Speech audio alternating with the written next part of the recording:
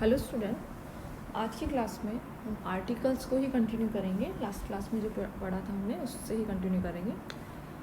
Article में हम दा के यूजेस को पढ़ रहे थे। दा का जो यूज़ है उसका प्रयोग नेम ऑफ कैनल्स, जो नहरें हैं, एरोप्लेन्स का नेम है, शिप्स का नेम है, ट्रेन्स के नेम हैं, उनके पहले दा का यूज़ होगा।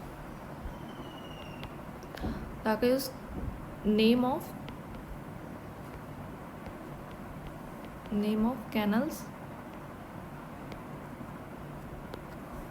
एरोप्लेन, यानी कोई भी एरोप्लेन है उसका जो नाम है उसके पहले द का यूज़ होगा।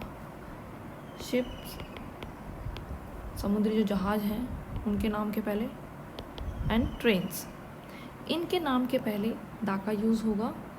जैसे कैनल्स हैं, कैनल्स में पनामा कैनल, तो द पनामा कैनल। इस तरह से ये जो दा का यूज़ है यहाँ पे सही माना जाएगा। एरोप्लेन का नाम है मान लीजिए कश्मीर प्रिंसेस, तो द कश्मीर प्रिंसेस, तो ये भी सही होगा। समुद्री कोई जहाज़ है उसका नाम मान लीजिए विक्टोरिया है या विक्रांत है, तो the Vikrant. Name of ship है इसलिए द का यूज़ है तो ये सही माना जाएगा। ट्रेन्स में, ट्रेन्स के नाम के पहले से कि द राजधानी एक्सप्रेस, तो द का यूज़ यहाँ पे सही होगा। द राजधानी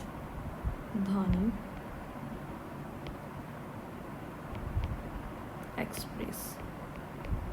इस तरह से द का यूज़ जो है कैनल्स के नाम के पहले, एरोप्लेन्स के नेम के पहले, एंड शिप एंड ट्रेन्स के नेम के पहले सही माना जाएगा।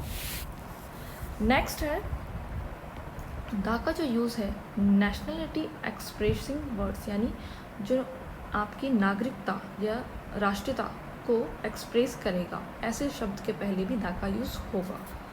जैसे नेशनलिटी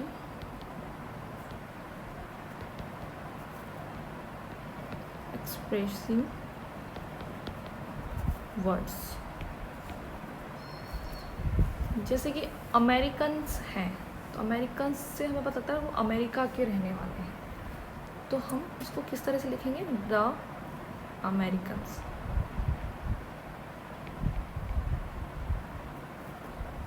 इसी तरह से रशियन है तो उनको कैसे लिखेंगे? The Russians. यानी द का जो यूज़ उनकी पूरी नेशनलिटी को जो शो कर रहा है, इसलिए यहाँ पर रशियन जो वर्ड के पहले द का यूज़ होगा। इसी तरह से द इंग्लिश, इंग्लिश का मतलब यहाँ पे जो ब्रिटिश लोग हैं उनसे है the English, the French, the Dutch,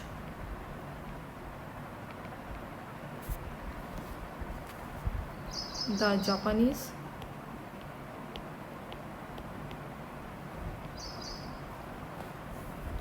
लेकिन दूसरी चीज़ इसमें ये ध्यान रखनी होगी, कोई भी नागरिकता सूचक वाले जो वर्ड हैं उनका प्रयोग काउंटेबल नाउन के रूप में होने पर, अगर जापानीज, जैसे मान लीजिए 2 जापानी यहाँ इंडिया में टूरिज्म में आए हैं, टूरिस्ट बन के आए हैं, एज ए टूरिस्ट आए हैं, तो 2 जापानीज, तो यहाँ पर 1 या फिर एक सिंगल होगा तो उसके अकॉर्डिंग ए और एन का भी यूज़ हो सकता है।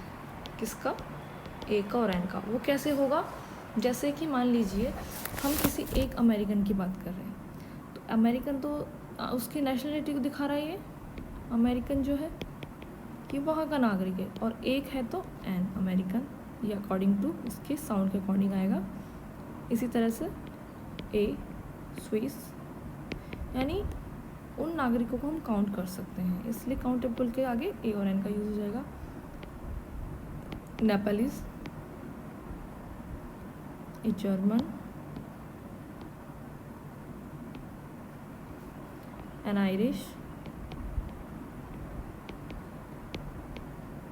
N Irish man, an Italian. तो इस तरह से काउंटेबल नाउन के पहले ए और एन का यूज़ हो जाए।